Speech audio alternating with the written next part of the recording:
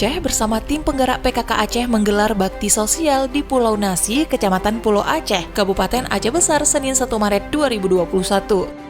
Kegiatan tersebut dilakukan atas kerjasama lintas SKPA Pemerintah Aceh, di mana Dinas Sosial, Dinas Pendidikan, dan Dinas Pertanian dan Perkebunan Aceh ikut serta dalam baksos tersebut. Di beberapa titik lokasi kegiatan, dia secara simbolis menyerahkan bantuan kepada anak yatim, para lansia, dan wanita rawan sosial ekonomi. Dia juga menyerahkan bibit pisang unggul kepada warga dan memimpin secara langsung seremonial penanamannya. Dia juga menyempatkan diri berkeliling mengitari Pulau Nasi. Dirinya mengakui keindahan pulau yang bersisian dengan Sabang. Bahkan menurut dia, Pulau Aceh lebih bagus lagi. Dia juga mengatakan bahwa Pulau Aceh merupakan potensi yang luar biasa. Alam yang masih sangat bagus untuk dikembangkan sebagai tempat pariwisata. Selain itu, pantai-pantai dan kawasan perumahan warga juga sangat bersih. Hal positif tersebut diharapkan terus dijaga, sehingga saat wisatawan berkunjung, mereka bisa punya kesan baik terhadap Pulau Aceh.